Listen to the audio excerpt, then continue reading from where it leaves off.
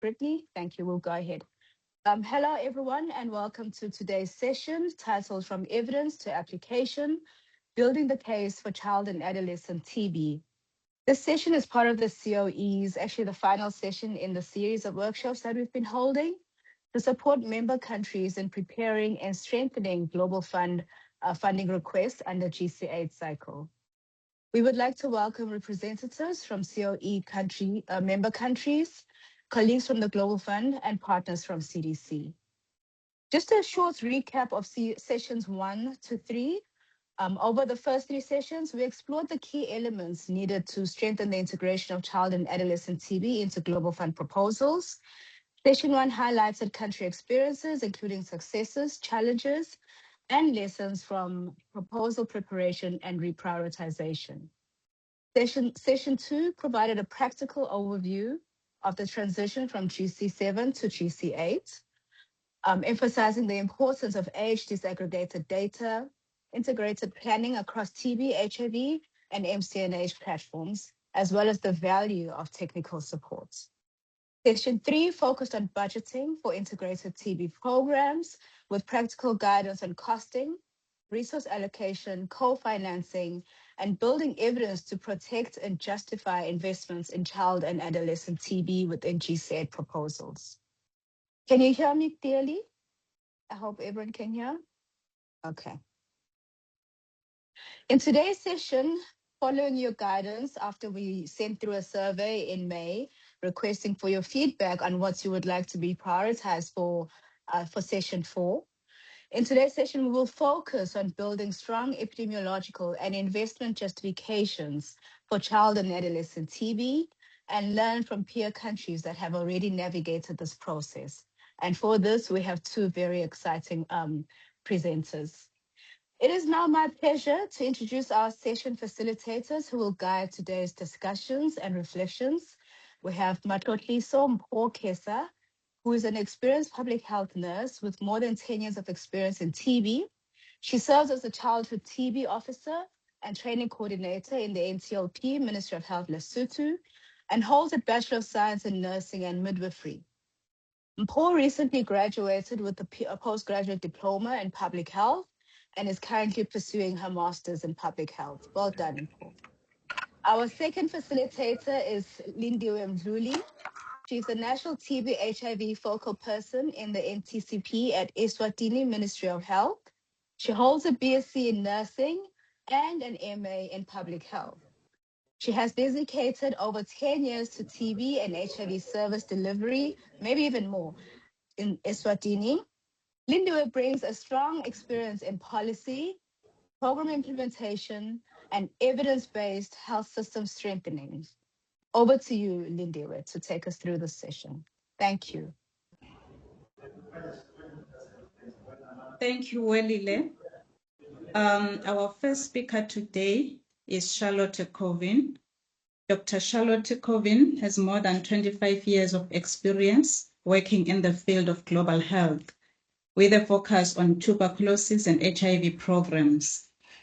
As a senior technical advisor to the United States Agency for International Development from 2012 until 2025, she supported implementation and evaluation of TB prevention, diagnosis, and treatment services, working with a range of stakeholders, including USAID missions, ministries of health, and implementing partners.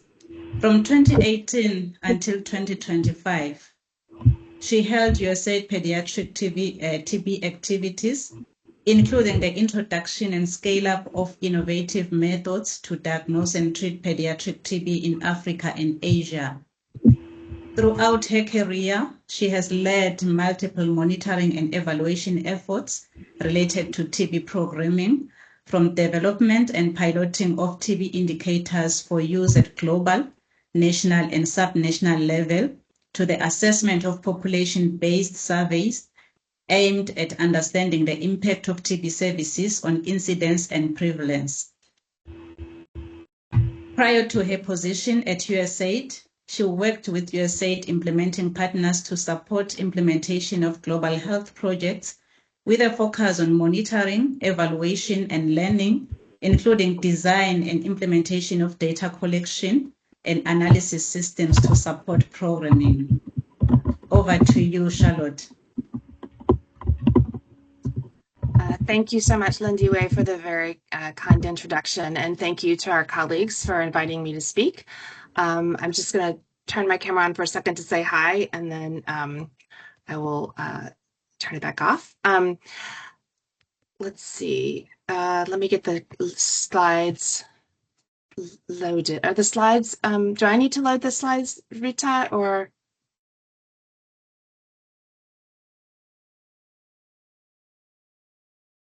Oh, thank you so much. Thank you, Brittany.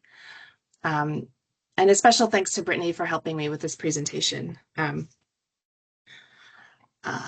right, great. Thank you so much. Thank you so much. So, so I'm very happy to be here today to talk about building the evidence base and thinking through with you how we can use data to inform and the investment case for child and adolescent TB in the COE countries. Can we move to the next slide? Great. So before we dive into any indicators or the global TB database or anything like that, I thought it might be helpful just to go back to basics for a start. Because I think we all should remember, as we're developing our investment case for child TB activities, we need to remember, what does even one child with TB tell us? We know that young children progress very quickly from infection to disease compared to adults. Children who are under the age of 2 years old will fall ill within weeks to 3 months of being exposed, and most will become sick within 6 months. And those who are 2 to 5 year old on average will fall ill 3 to 12 months after exposure and infection. So I remember several of my mentors in this area always say a child with TB always means there's an adult with infectious TB nearby, which I'm sure all of you know, but I think it's an important starting point and something for us to keep in mind. A child with TB indicates that we have ongoing transmission in the community.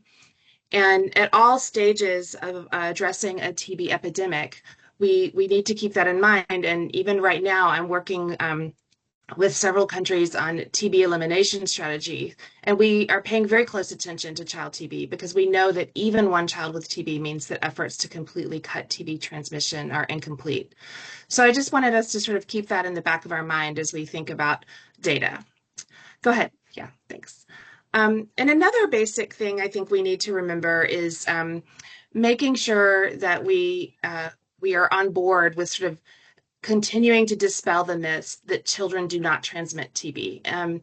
This has been revisited in recent years, and it really resulted in many years of neglect by the global TB community.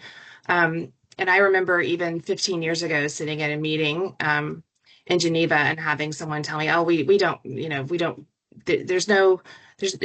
shouldn't prioritize children. They don't transmit. We got to focus on the adults." And I think this has changed. It has shifted, but I still think that there's a legacy there that we need to keep in mind. And if you click on any of the links in these slides, you'll see throughout the presentation, one of my strategies is to put links to resources in the slides themselves so that you can refer back to them. We do have some good data now and some good modeling to show that this is not the case.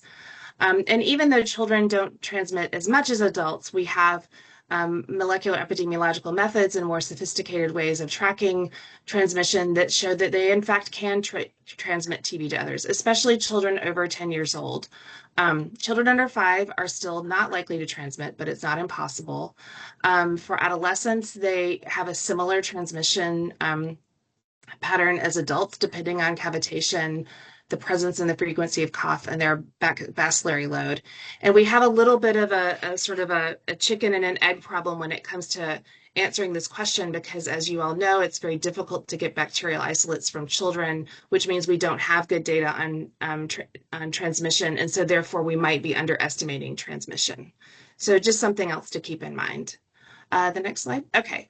And then before we dive into the data, I think one important aspect of thinking through the investment case for childhood TB services is the cost effectiveness issue. are child and adolescent TB interventions cost effective? And if so, which ones? And again, here I've used my strategy of embedding some links in here for you of all of the types of interventions we could introduce. Household contact investigation with short course TPT really comes highest in terms of having the studies available to look at cost effectiveness. And you'll see for all of these studies that I've listed here, there are at least one, and in many cases, multiple COE countries that were involved either in the data collection for the study or as part of the modeling. We also have community-based household contact investigation as opposed to health facility-based. So we know that community-based household contact investigation is a very cost-effective strategy for identifying children in need of TPT. We have some data now on stool-based testing with different processing methods and testing platforms. And then we have some data now on the use of treatment decision algorithms for children hospitalized with severe acute malnutrition. We know that it's a very cost-effective strategy to implement those in children with SAM to identify more children with TB. And then we have some data on the decentralization and integration of child TB services in primary health care. So all of these studies that are linked here are, the full text is available if you click on the link, and that's where you can find some nice summaries of the evidence on cost effectiveness. Now, we do need further data on the use of LAM, computer-assisted digital X-ray, and treatment algorithm decisions, not in facility-based settings. But I do think we have colleagues who are working on those issues. Even last year at the Union Conference, we saw a nice presentation on LAM from Brian Vonacek. We have colleagues at UCSF who are working on CAD. And we have a number of colleagues and studies throughout the region working with WHO on collecting and synthesizing data on TDAs. Next slide. Okay, so going to the data now. When we think through different indicators that we could use to make the investment case for a child and adolescent TB, we sometimes have a bit of a challenge with the data itself. Sometimes it's incomplete.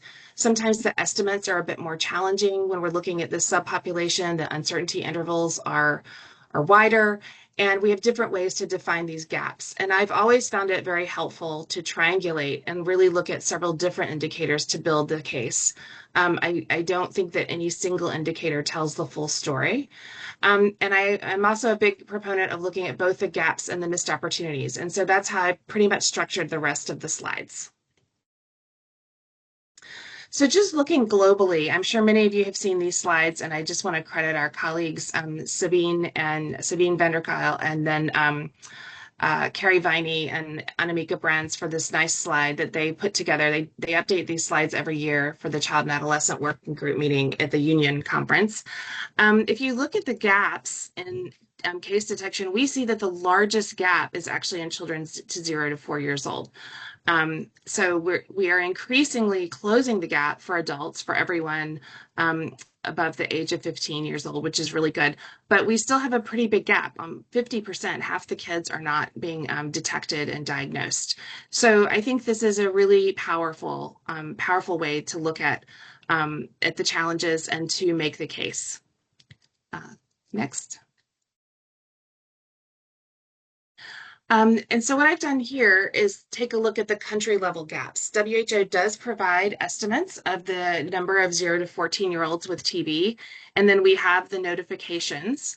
And then if you see in the right-hand column, the gap, which is expressed as a percentage of the estimated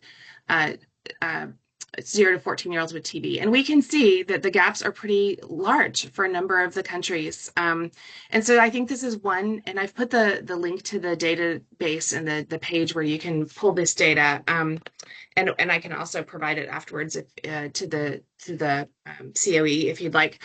But we see here that we can make a pretty strong case looking at the gaps in the COE countries. And so this is just available for your use and to supplement your concept notes. Go on the next slide, please.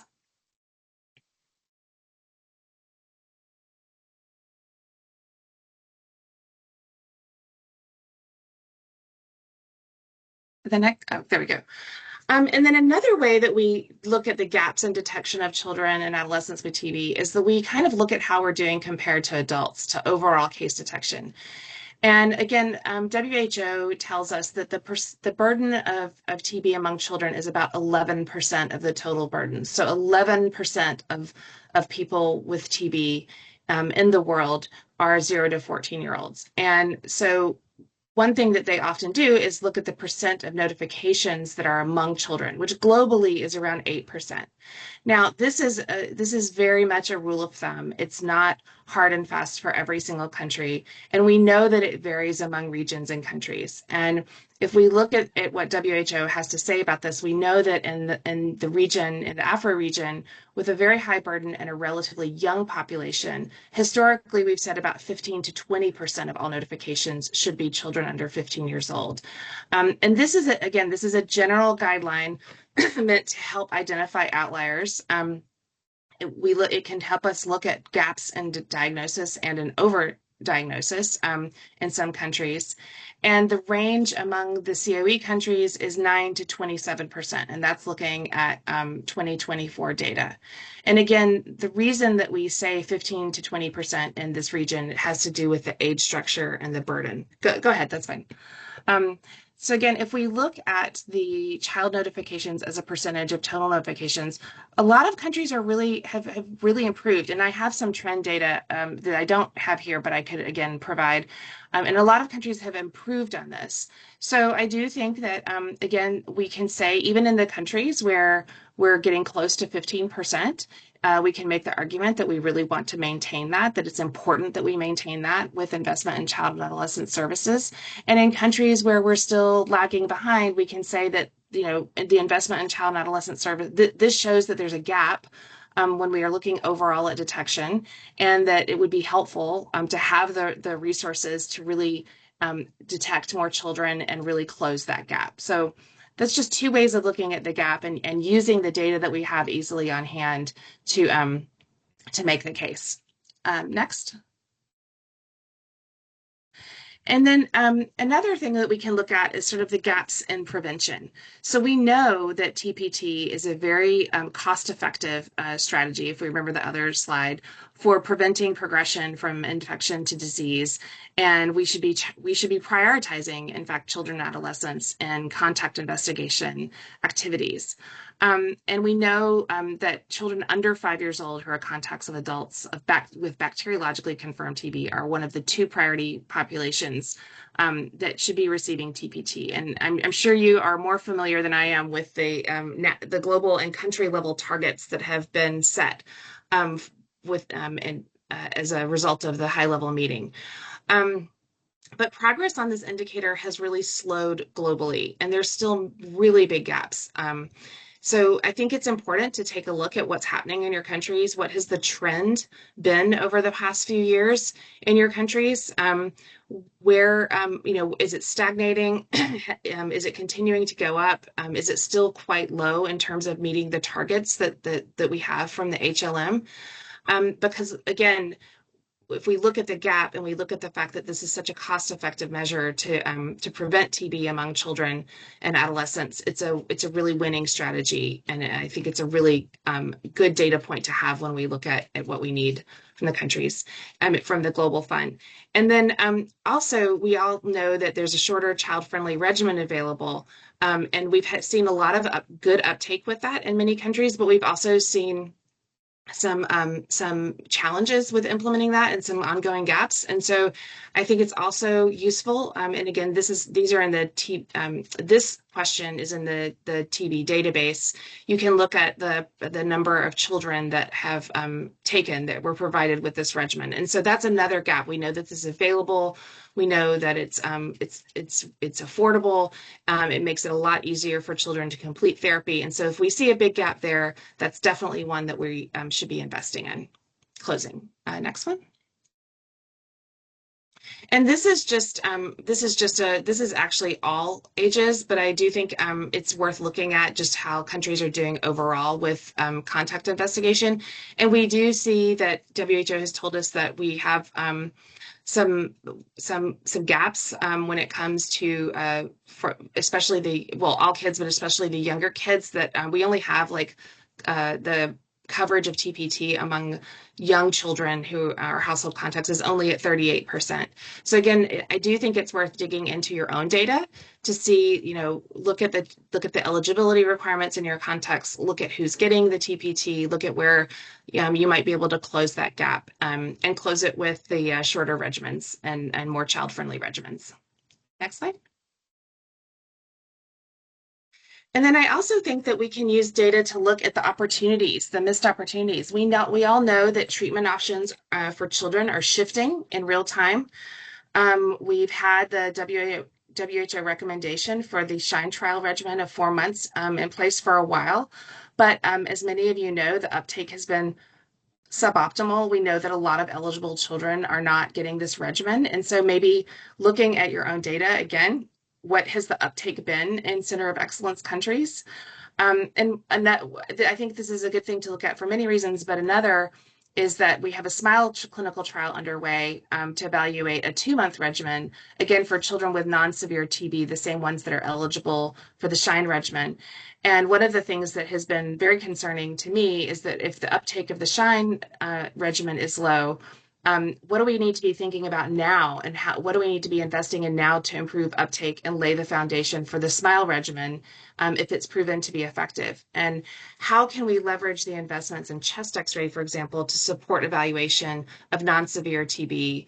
And what do we need to be doing to improve clinical assessment? These are different types of services. They often require a lot of training. We know that provider confidence in evaluating non-severe TB is somewhat challenging, and that's true even here in the United States. At our regional union meeting here last year, there were a number of pediatricians who said even they aren't they are often a bit concerned about using the shorter regimens. So I think if we look at these gaps and we look at the type of services that we would need to fill these gaps, there are the things that we need to be investing in general to improve detection and diagnosis, and they can also help us close this gap and really make these regimens available to children. The next one. And this is just another really nice slide from our colleagues at WHO. I think in this, Kenya gets a lot of kudos for being the country that has the most children on the 4-month regimen for non-severe TB. But we also see other COE countries in there as well: Lesotho, Uganda, Zambia. And so you can see that it's actually very low, and very few countries are really scaling this up, at least in 2024. So that, I think this just really is very illustrative of the opportunity. And I would encourage you to sort of look at the data you have in your countries, look at the issues around providing this regimen, and think about how those investments that you're asking for can also serve to close this gap.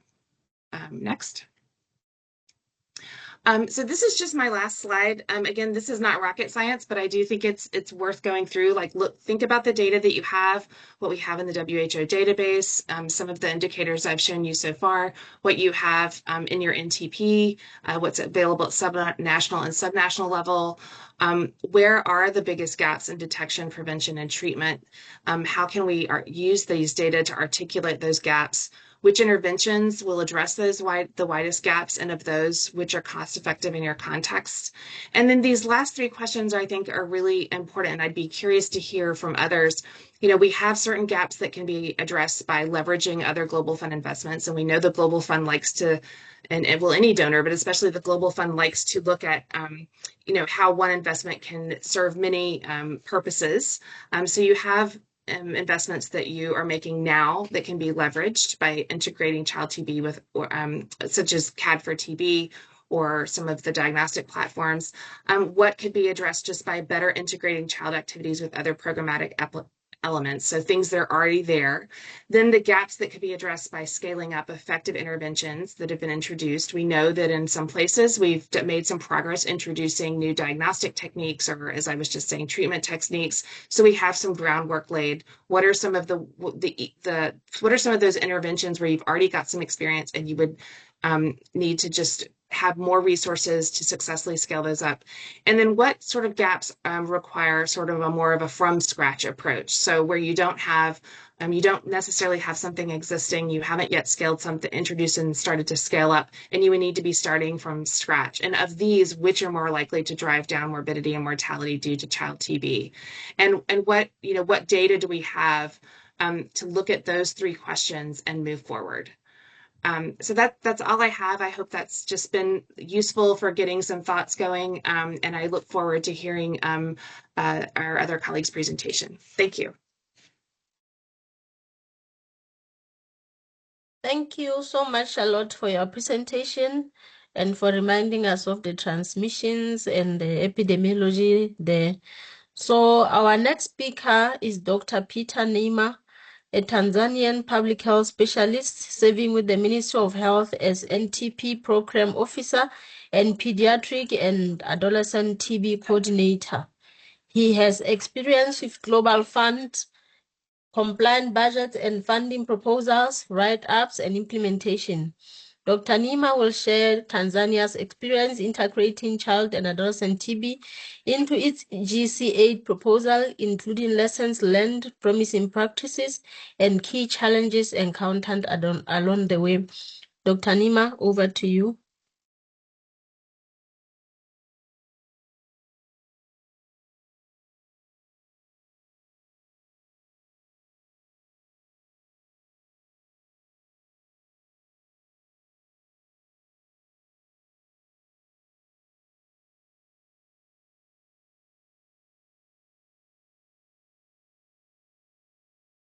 Dr. Neema, you are muted.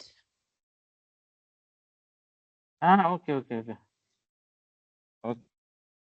Okay, a very good afternoon to you, colleagues. My name is Dr. Peter Neema, working with the Minister of Health, Tanzania, and I'm working under National TB and Leprosy Program, and coordinating childhood and adolescent TB. And before I proceed, I would like to thank the Center for Excellence for organizing this workshop and for their continued support in the fight against TB, and for giving us an opportunity to share Tanzania experience on Global Fund GC or Grand Cycle 80 fund writing, which we are currently implementing it. Now I'm going to turn off my camera because of internet challenges.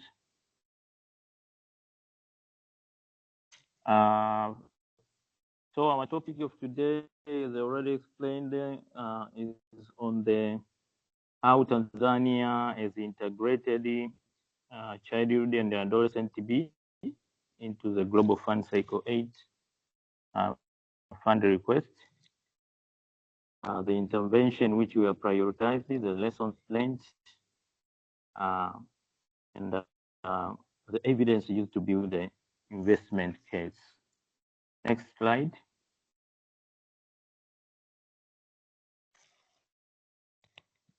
Rita.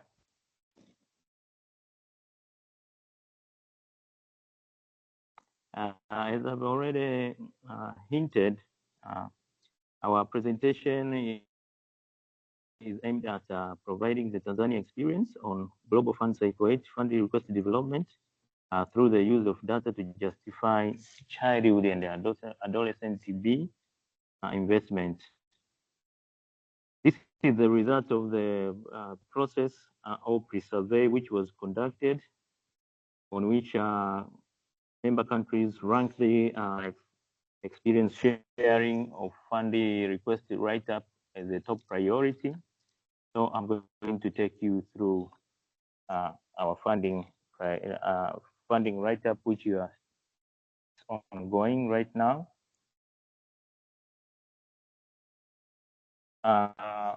our country received the allocation later on around the 26th or 16th of March. And after receiving it, we immediately started to collect data on the background. But I would like to take you through the whole process so that you can understand where we are. After receiving the allocation, later the country is supposed to, the Tanzania National Coordinating Mechanism, or TNCM, was supposed to conduct or to convene a meeting and do the work planning. After that, the country dialogue followed in around the month of April, whereby stakeholders conducted a consultation and prioritizations of various interventions and investments. Then the next stage, which we started it on late April, was a fund request development. Fund request development, we used around 4 different steps. The first one was prioritization on the new thinking of global funds, which include primary care integration, primary care sustainability, value for money, domestic co-financing, and so forth. Therefore, after that, we proceeded with a gap analysis to identify the epidemiological gap, the data gaps which are existing, including the childhood and adolescent TB. We also feed our performance, or we prepare our performance framework with indicators and targets which we are going to be evaluated during the implementation of the Global Fund Cycle 8, Fund Cycle 8. And also we had a modular split. Some amount of money were allocated to different modules. And the envelope for TB is around 39.7 million. So that one was allocated across different modules from module number 7 to 12. And also what followed after that was the prioritization along different modules. And then after that, we started to, after prioritization or selecting a few activities from the Global Fund Modular Framework, we proceeded with detailed budget formulation, whereby we did the costing, and after that we did the internal technical review to review if we have placed the appropriate activities. After that, we did mock reviews, whereby we reviewed the other countries' the proposals, and we gave them our proposal also to review it. After that, we did a refinement, and currently we are doing the final refinement, and then we expected it tomorrow to submit it to Global Fund country team, whereby they are going to review it and give their inputs and send it back to us. And then after that, after doing the refinement, we'll do the submission. So the submission for the country of Tanzania will happen in a window 2. Window 1, which was in April, in June, I think it was in June. We did not choose it because we were waiting for some allocation from the US government after entering the memorandum of understanding with our country. So we had to pause a little bit. So on 27th of July, this month, next week, I think we are going to submit our proposal. And after that, the proposal will be reviewed by the technical review panel. And after the review, the next process will be the signing, and the implementation will start on the next year. So that is a bit of introduction. Next slide.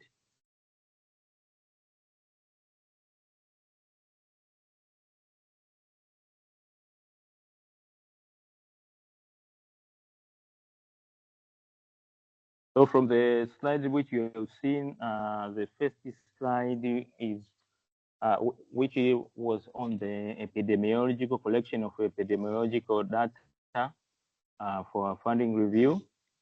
And as you can see, we dwelled on the gaps which are existing, the notification. As you can see, according to WHO estimates, it is percent estimated children below 15 years to have TB, but we managed to notify around 10,000. So you can see there is a very big gap. And also in the issue of hospitals performing invasive procedures and so forth. So about the issue of how Tanzania integrated the childhood and the adolescent TB, the main thing which we did was to use our national strategic plan, which we've just developed this year, and they started to be implemented in this year, National Strategic Plan 2026-2030. So we streamlined our activities and interventions across the NSP 7, and we also use the Global Fund Modular Framework, which have some indicative activities and interventions. And we also use the data gap, which we just seen in the previous slide, to establish our investment case. So as you can see, we link the national strategic plans with for example, in Module 7, which is about diagnosis and treatment. We included invasive and non-invasive diagnostic methods and shorter DSTB regimens, 4-month regimens. We are planning to start implementing it or roll out. Also, TB services for children and adolescents in Module 10, which is the main module for TB and adolescents. There we selected some integration activities with RMNCH, IMCI, nutrition, and then we did some contact investigations activities which are found in the Module 7, which is about prevention, and it is linked. Also, you can see those which are written in our NSP strategic objectives, which is dealing with case detection, strategic objective 1.1. And the Module 12 also, we linked it with which is about TB HIV. We also mainstreamed it together with the HIV program. We placed some activities there on LFLAM used for childhood TB diagnosis, and also for joint clinical reviews on childhood and adolescent TB. Next. Thank you. So as I've already said, the Tanzania envelope was around 538, and the distribution was that NASH COPO HIV program will receive around 336, malaria 186, and TB 39 million. So you can see that there is a reduction in funding. So in this small envelope which we have received, we linked our activities, as I've already said, in Module 7, which is about diagnosis. We linked it with NSP. You can see on the right side. So that is the trend which we went through. And our envelope contains some intervention like invasive and non-invasive contact investigations. Since TPT was a challenge, our coverage right now is less than 50%. So we have to tap some interventions into different modules. Therefore, you can note that there is no any stand-alone module for childhood and adolescent TB. Childhood and adolescent TB has been scattered or streamlined across all modules, almost all modules, from Module 7 up to Module 12, and across all strategic objectives of our national strategic plan. based on the gaps which we've identified. Next slide. So these are the key interventions which we have funded for childhood and adolescent TB. As you can see, it's just a repetition of the previous slides. Next. So the key challenges which we faced during this proposal write-up, firstly, challenges based on epidemiological data, like you can see the notification gap or treatment coverage gap, and then some periodic stock out of pediatric TB drugs, also about the gap of TB provision of the UN high-level meeting from 5 years to 14 years. As you can see, it reads 0. So our country is planning to start TPT provision in the next cycle for children from 5 years to 14 years. And also pediatric TB integration, you can see, is based on that gap of 2% of referrals from mother and child health section. And also our envelope was so tight, so we had to do the planning across all modules and interventions. And some other challenges were the issue of evidence prioritization, quantification uncertainty of data. We did not have full data for quantification of children from 5 to 14 years. So we use the historical data from our ETL, and also on shorter pediatric regimen selection of those who are to receive severe and non-severe TB. We use these trials which were conducted, for example, SHINE trials, give us a clue on how to quantify that people with non-severe will be 65%, those without severe TB, with severe TB will be about 35%. So that is how we sailed it through. Also, we had some challenge of data gap, disaggregation by age, and so forth. Next slide.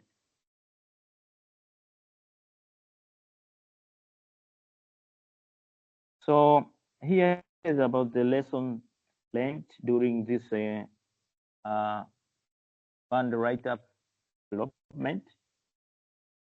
The first lesson was to anchor our intervention to align them with the national strategy, as you have seen in the previous slides. Also, we made sure that our proposal is reviewer-friendly and with less technical jargons, so that the reviewers can capture easily what the content of our intervention and activities and justification. Also, we mainstreamed our interventions and activities across almost all modules of modular framework of Global Fund Cycle 8 or Grant Cycle 8. And also, we use the routine data because in the new thinking of Global Fund, they encourage us to use program data, and they discourage future research. Therefore, that is what we use for our gap development. Also, leveraging partnerships, we invited the Pediatric Association of Tanzania and also some other pediatric TB experts to support in our fund write-up. And also, we targeted the regions which were the worst performers. So since the Global Fund in this cycle, they do not want us to implement our intervention across all regions. So we selected some few regions with high burden, and then we streamlined our intervention there. Next slide.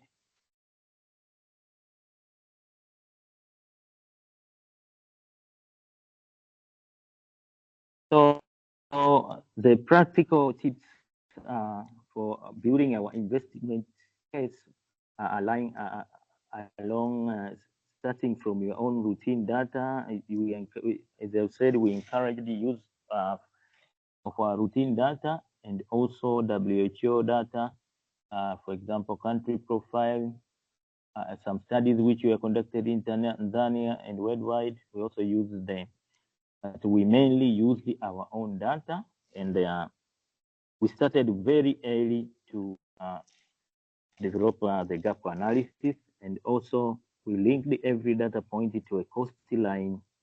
For example, when you develop activities for case finding among childhood and adolescents, our justification was that there is a gap in treatment coverage of around 50 to 44%. We also use a cost-effective decision to decide which interventions were to be used or to be accommodated in the Global Fund Cycle 8. And also we distributed activities, as I've already explained, across different groups. So that's it for today. And this marks the end of my presentation. And asanteni sana, and thank you for your attention. Back to you, moderator. Thank you so much, Dr. Nima, for those valuable insights and practical lessons from Tanzania's experience. We are happy to learn that for GC8, we don't have just a specific childhood module, but it will be across all the modules. And again, maybe to learn from you that you use your routine data and you also aligned everything according to your national strategy. We will now open the floor for discussion for both presentations. And we do encourage COE country teams to ask questions and share reflections on building the case for child and adolescent TB within the GC8 proposals. I will let you, Tim, to ask questions.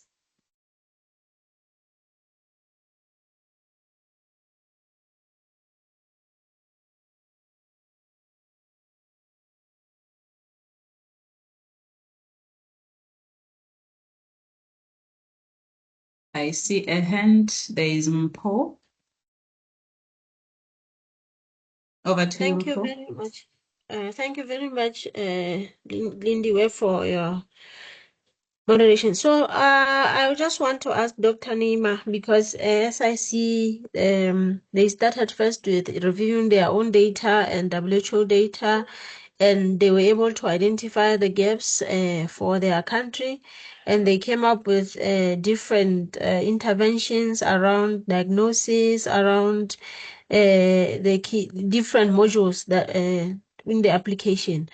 My question is on the costing. For example, they talked about underdiagnosis, non-invasive and invasive diagnosis, and shorter regimen.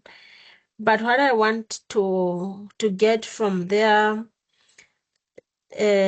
presentation, which didn't come out clearly, is what was costed. Because some of this activity, of course, this one that I'm talking about, we have the near point of care, which can be costed, x-rays, which can be procured. But now, when you talk about TB screening services that are provided in different departments, like the MCI, nutrition and immunization, what can be costed there as the main cost under global fund? Of course, theirs is covered by the domestic funding, but I didn't see it coming out clearly as to which activities, which things have been costed and are charged or will be financed under GC8. Thank you.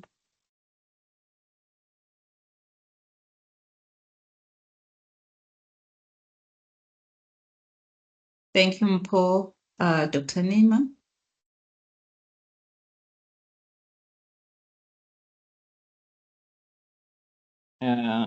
Thank you for the nice question.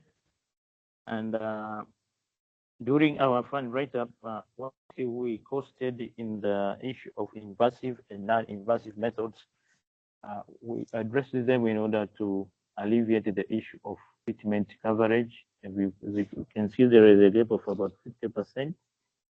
So the activities which were costed is mentorship, the first one, and case finding across those different sections of facilities, case finding for adolescent and childhood TB. We have one activity which we conduct mentorship.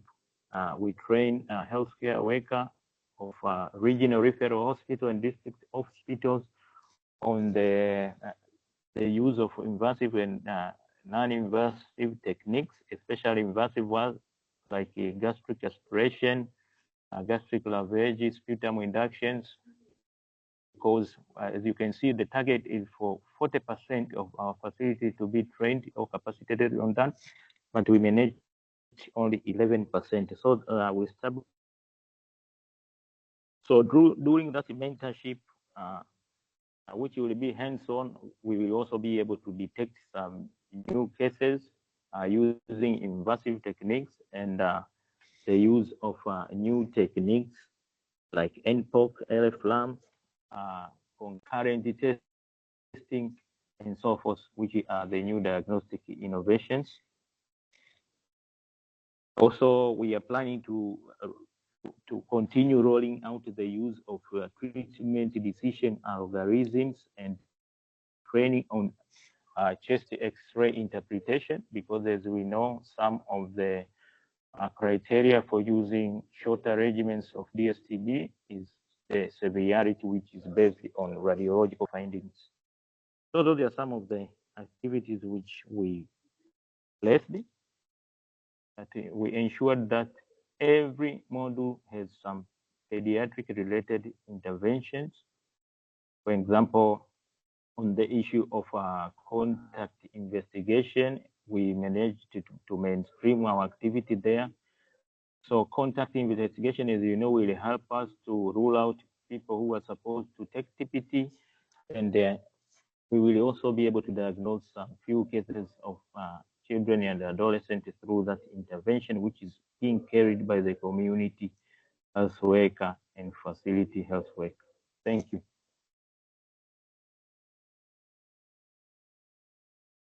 Thank you, Doc, for the responses. Any more questions or clarity, even for the first presentation?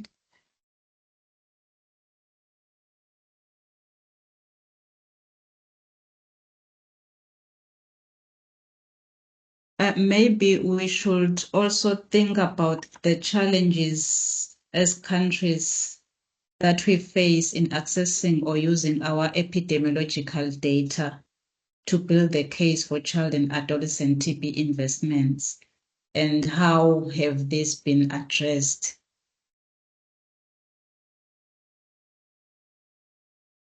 Any challenges as countries that we have faced?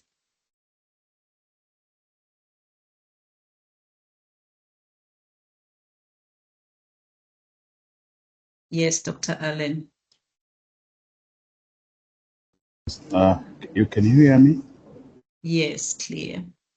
My name is Dr. Alan Talimo. I'm also from the NTP Tanzania, Head of Care and Prevention Services. I would like to share also, in addition to complement what Dr. Peter said, that the biggest challenge which we are facing as a TB in this Global Fund Cycle 80 is a diminished or decreased allocation for the TB interventions. As you can see from the previous grant, we had more than 50 million around USD, but now it's 40 million. So you can see the funding is declining, and still we are not doing well in terms of notification and prevention part of the the children and adolescents. So to me, I think we have to look for the sustainability of this intervention. And the biggest also approach which we are going to take as a country here is a strategic shift towards integration of the TV services into the primary healthcare system. Introduction of the near point of care to support the diagnosis also will be emphasized.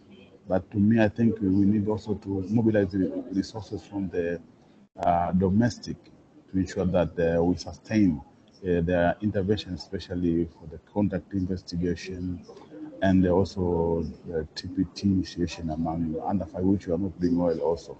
So I think we have to look for on other aspect of how to get resources to support domestically our intervention. That is my take on this Cycle 80 grant request, funding request. Over to you. Thank you. Thank you, Dr. Allen, for the comment.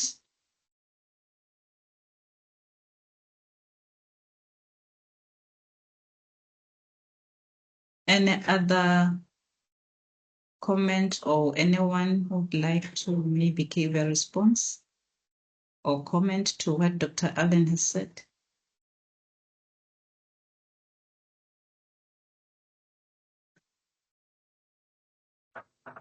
Yes, Grace. Yes, thank you. Good afternoon. My name is Dr. Grace. I came from Rwanda in National TB program. I'm charging of TB care and treatment. I would like to ask my colleague from Tanzania. In the PowerPoint presentation, I didn't see where the capacity building for healthcare providers at the centralized level. I don't know if this activity was not considered or it was not accepted in DC8, or if they have another opportunity, maybe from government of Tanzania to support this, or if it is omitted. Thank you.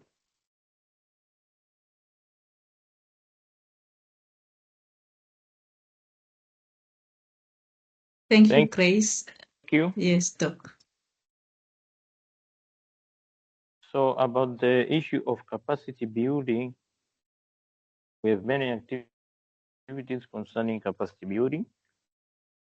For example, we have just said that we will conduct a mentorship to health care of the high childhood burden day cancers in terms of low detection or notification. We conduct a mentorship on non-invasive sample collection methods, which we all know that they are very, the sensitivity is very high when you have their sample, and also for non-diagnostic techniques, whereby we will integrate with case finding during those mentorship activities.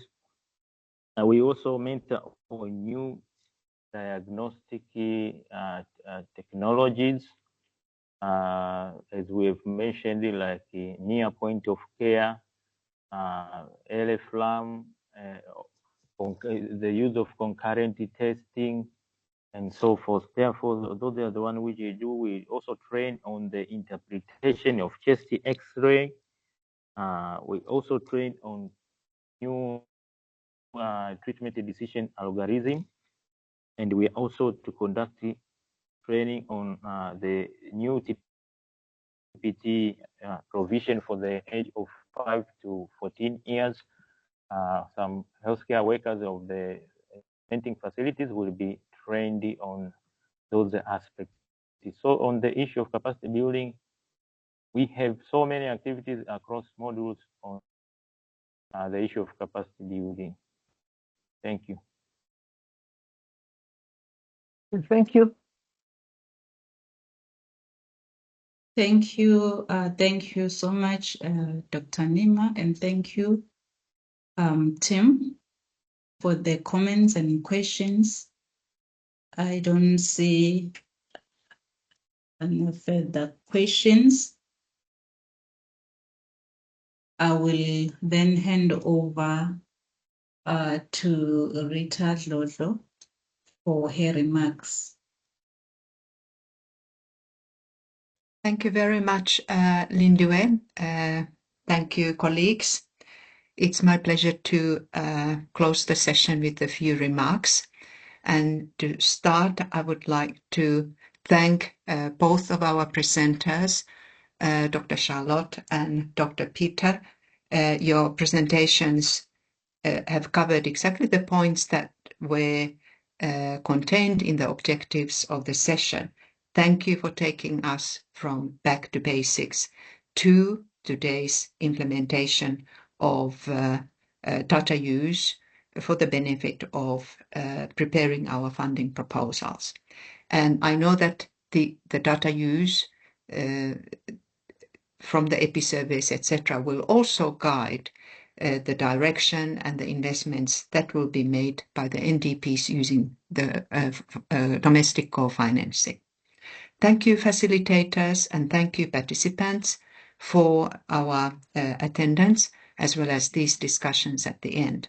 I personally feel that we could have made with a little bit more time, but we try to close now at some 10 minutes after the hour, in respect of the fact that we have felt that these sessions should last for 60 minutes. The insights shared today highlight the importance of grounding child and adolescent TB proposals in strong evidence and of learning from one another as countries progress through the various steps of the funding proposal preparation, culminating in the grant negotiations in due course. Our team at COE remains committed to supporting all of you as you navigate the preparation process for these grant proposals. And we would like to do our utmost to strengthen your TB responses, particularly from the child and adolescent TB perspective. And we look forward to your support in continued learning and collaboration. Thank you very much for everyone for your various roles in today's session. Back to you, Lindiwe. Thank you. Thank you. Thank you so much, Rita, for the remarks. I will hand over to Welile to close this session officially. Thank you very much, Linda. And not to repeat what Rita has already said, I think we can end the session on a very high note. A lot has been learned. The slides will be shared. And we wish you all the best as you proceed with next week, as well as Window 3 submissions. And we are available to support.